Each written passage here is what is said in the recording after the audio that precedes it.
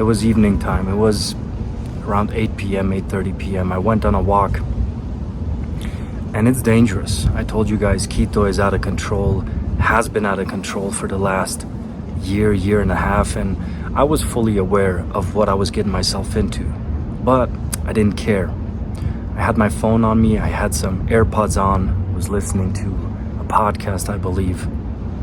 I was just walking through some notorious parts of town because I didn't care. I was walking through one of the parks in the city where many people had warned me not to go through there, especially not at night. As I made my way through the heart of the park, in pitch black darkness, this is far off from city lights, this is far off from any secure areas. I see two folks approaching me. They were walking on the same part of the park, the same road. You know, that park has a bunch of different roads to walk on. I see them approaching me, and right then and there, the alarm bells were ringing in my head. I knew this could be it. This is serious danger. Then at the same time, I look to my right, and I see another pair of folks walking in a different part of the park, but still in proximity. So I knew, okay, this is very dangerous, Victor. This is very dangerous. You now have two options. You can keep walking, or you can just turn around and run the other way. They couldn't have caught up to me because they were still far off. But my pride would not let me. My stubbornness would not let me. I said, nah, I'm gonna walk through these guys. I don't care. I don't care. If they want something from me, they're gonna have to bring war to my doorstep. They're gonna have to fight for it. So, as I'm about to pass these two gentlemen, one of them steps out in front of me, trying to block my path. And he's talking to me. He's initiating a conversation. I don't hear what he's saying since I have my earplugs in. And I don't care. I don't care. I was about to walk through him, but then I see him reaching into his jacket, reaching under his jacket. He was about to pull out a knife. I didn't even give him the opportunity. As he was reaching under his jacket, I kicked his legs out from underneath him. He was on the floor. He was out for a second. So in that moment, I turned to my left to attack the other guy. I thought it was two guys, but by the time I turn around, I realize I'm already surrounded. It's three guys now at my left, and they're starting to run around to encircle me, to surround me. And as they do that, I'm fully ready to fight these four dudes. I don't care. I really do not care. But two guys pull out knives, and, you know, I'm pretty confident in my ability to defend myself, but I'm also not that stupid. So in that moment, I try and turn around and run away, run off, because I saw the knives. I caved. I was scared in that moment. And it had been raining for weeks before that, so I turn around to run off, and I slip. As I'm trying to run away, I slip and I fall. I'm basically there on all fours in front of these four dudes, and they catch me, they grab me, and I'm there on the floor like a bug trying to get up. I can't. Two of them pin me down to the floor, and in that moment, I knew they could just kill me, stab me, take my belongings, and run off, and they would have never been caught. They could have just ended my life. I knew right then and there this could be it, Victor. For some reason, I didn't feel fear necessarily. My adrenaline was through the roof, so I was ready to do whatever necessary. But at the same time, I realized I'm at their mercy. If they want to kill me, they can kill me right now. But they didn't. The Lord spared my life. The Lord protected me in that moment for a very specific reason that I understood right then and there. But I'm not getting into that right now. They took my phone and ran off. I was left there in a pool of adrenaline, made my way back home and had a hard time falling asleep that night because of sky-high adrenaline levels. I'm not gonna lie. I thought this might be a traumatic event for me. This might be something that,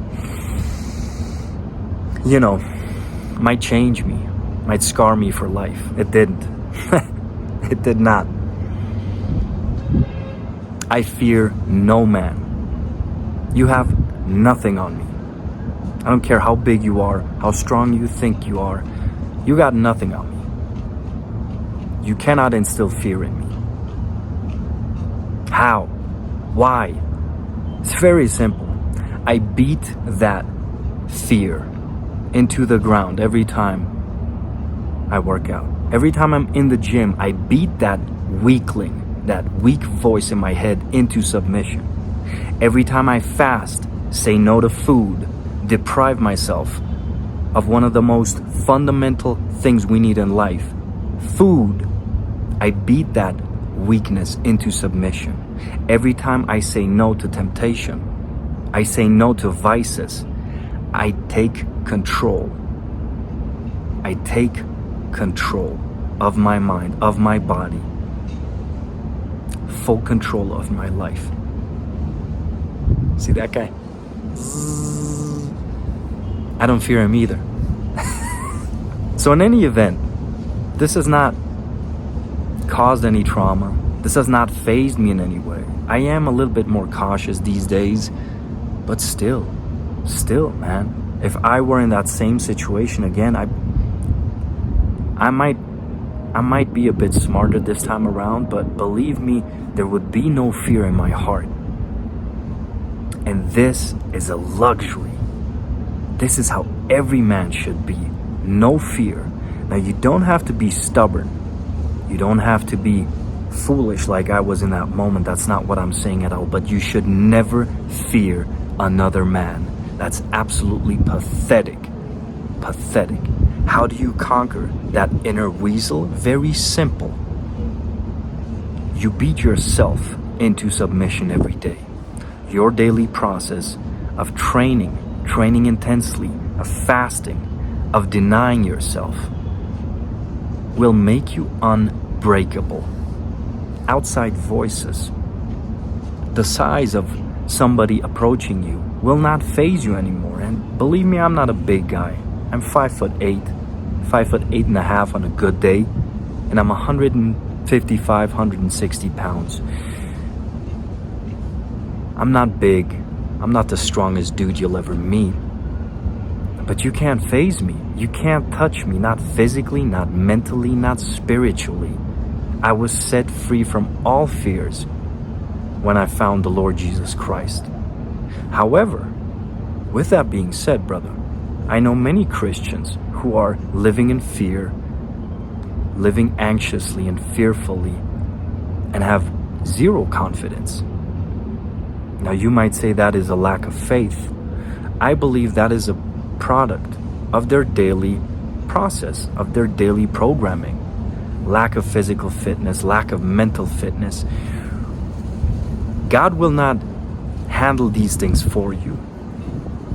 He will give you peace. If you truly believe, He will give you peace. But He will not handle any issue you face in life, any area that you struggle with.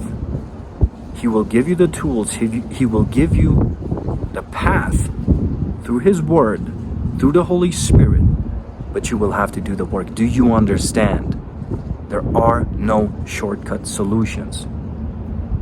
Even for people who have given their lives to God, to Christ, like yours truly, we still got work to do. I told you that ever since I followed this militant programming, ever since I took control of every area of my life, of every moment, of every waking hour, I've become unbeatable, untouchable. And I'm nobody special. What I can do, you can do. But you're not gonna get this reward handed down easily. Certainly not for free. It requires work, daily discipline, daily dedication, daily denial of self. And then one day, who knows? God knows. One day, you might wake up realizing, I have no fear. I live fear-free. I live fearlessly. And that, my brother, is amazing. Walking down the streets with the confidence of a gorilla is amazing. Now, I know I have the Lord's protection over me. And I know I am not to test the Lord by foolishly engaging in fights, by foolishly putting myself in harm's way. I don't do these things. Don't get me wrong. I do not do these things anymore. However, fear, in my mind, in my life, does not exist anymore. And it shouldn't in yours. Crush fear. Crush fear by crushing your weakness, your inner weasel. Every day you work out. In those gym sessions, you will become the man you must be. Every time you fast and you deny yourself of food, you will become stronger, harder, more powerful, more useful for the people in your life. Every time you say no to temptation, whatever that temptation may be in your life, junk food, cheap sex, pornography, every time you deny yourself of those things, of those pleasures, you stay strong, you stay hard, boom, you level up another notch. You level up, you level up, you level up consistently, daily. You become stronger. You become untouchable, unfazable, unshakable. Brother, this is the life, and every man should experience it.